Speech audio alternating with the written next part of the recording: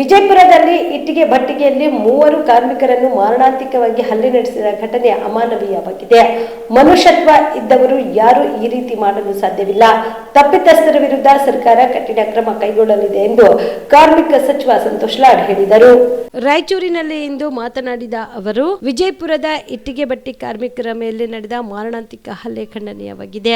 ಅದು ನಾಗರಿಕ ಸಮಾಜ ಬೆಚ್ಚಿ ಬೀಳಿಸುವಂತಹ ಕೃತ್ಯವಾಗಿದೆ. ಮಾಲೀಕರಿಗೆ ಕಾರ್ಮಿಕರ ಬಗ್ಗೆ ಕಾಳಜಿ ಇರಬೇಕು. ಮನುಷ್ಯತ್ವ ಇಲ್ಲದೆ ಇರುವವರು ಇಂತಹ ಕೃತ್ಯ ಎಸಗಿದ್ದಾರೆ ಎಂದು ಆಕ್ರೋಶ ವ್ಯಕ್ತಪಡಿಸಿದರು. ದೇಶದಲ್ಲಿ ಕಾಯ್ದೆ ಕಾನೂನುಗಳಿದ್ರೆ ಅಪರಾಧ ಚಟುವಟಿಕೆಗಳು ಕಡಿಮೆ ಆಗುತ್ತಿಲ್ಲ ಎಂದರು. ಜನರಿಗೆ ಕಾನೂನುಗಳ ಬಗ್ಗೆ ಅರಿವು ಇಲ್ಲ ಎಂದರ್ಥ. ಕಾನೂನುಗಳು ಬಿಗಿಗೊಳಿಸಿದ್ರೆ ಅಪರಾಧ ಚಟುವಟಿಕೆಗಳು ನಿಯಂತ್ರಣಕ್ಕೆ ಬರುತ್ತದೆ ಎನ್ನುವುದು ತಪ್ಪು. ಜನರಿಗೆ ಮಾನವೀಯತೆ ಇರಬೇಕು.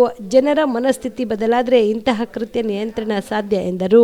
ಇದು ಎಲ್ಲರೂ ತಲೆ ತಗ್ಸ್ಕೋಬೇಕು. ಯಾಕಂದ್ರೆ ಇನ್ಹ್ಯೂಮನ್ ಆಕ್ಟ್ ಇದು ಲೇಬರು, ಅದು ಪೊಲೀಸ್ ಕೇಸ್ ಅದೆಲ್ಲ ಸೆಕೆಂಡ್ರಿ.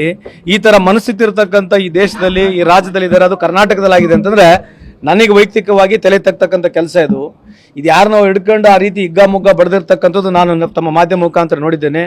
ಇಲಾಖೆ ಬರೀ ನಮ್ಮ ಇಲಾಖೆ ಎಲ್ಲ ಸಂಬಂಧಪಟ್ಟಿರ್ತಕ್ಕಂಥ ಎಲ್ಲ ಇಲಾಖೆ ಅಧಿಕಾರಿಗಳಲ್ಲಿ ಹೋಗಿರ್ತಾರೆ. ಕಾನೂನಿನ ಕಠಿಣ ಕ್ರಮ ತಗೊಳ್ತೀವಿ. ಕಾನೂನಿನ ಕಠಿಣ ಕ್ರಮ ಇದಕ್ಕೆ ಸೊಲ್ಯೂಷನ್ ಅಲ್ಲ. ಈ ಮನಸ್ಥಿತಿ ಇದೆಯಲ್ಲ, ನೀವು ಈಗ ತಾನೇ ಕೇಳ್ತಾ ಇದ್ರಿ, ಇದು ಚೈಲ್ಡ್ ಲೇಬರ್ ಬಗ್ಗೆ, ಬಾಲ ಕಾರ್ಮಿಕರ ಪದ್ಧತಿ ಬಗ್ಗೆ ಕೇಳಿದ್ರಿ.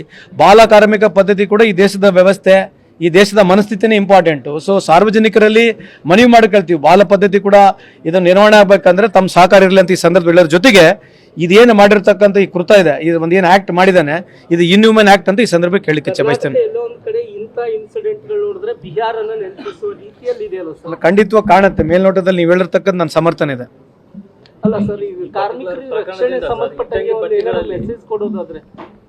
ಅಲ್ರಿ ಕಾರ್ಮಿಕ ಅಂತಲ್ರಿ, ಇದು ನಾಳೆ ನಿಮ್ಮ ಮನೆಗೆ ನಾವು ನಿಮ್ಮನ್ನು ನೋಡಿಬೋದು, ಇವು ನಮ್ಮನ್ನು ನೋಡಿಬೋದು. ಇದು ಮೋರ್ ದನ್ ಕಾರ್ಮಿಕರ ಬಗ್ಗೆ ಯೋಚನೆ ಮಾಡಬೇಕು. ಇಟ್ಸ್ ನಾಟ್ ಓನ್ಲಿ ಬಟ್ ಕಾರ್ಮಿಕನ ಪದ ತೆಗೆದು ಕೂಡ ಯಾರನ್ನ ಹೊಡಿಬೋದೇನ್ರ ಮನುಷ್ಯನಿಗೆ? ಹಿಂಗೆ ಕಾರ್ಮಿಕ ಅಂತ ತೆಗೆದ್ಬಿಟ್ರಿ ಓಲಿ ಎತ್ಲಾಗ, ಕಾರ್ಮಿಕ ಪದ್ಧತಿ ತೆಗೆದ್ಬಿಡ, ಕಾರ್ಮಿಕರಂತ ಹೊರಡು ಬಿಟ್ಕೊಂಡು ಯಾರನ್ನ ಹೊಡಿಬೋದು ಮನುಷ್ಯನಿಗೆ? ಹಿಂಗೆ ಮನಸ್ಥಿತಿ ತಾನೇ ಇದು. ಈ ಮನಸ್ಥಿತಿ ಇರತಕ್ಕಂಥದನ್ನ ನಾವು ಅದನ್ನು ವಿರೋಧಿಸಬೇಕಂತ ಈ ಸಂದರ್ಭ ಕೇಳಲಿಕ್ಕೆ ಇಚ್ಛೆ.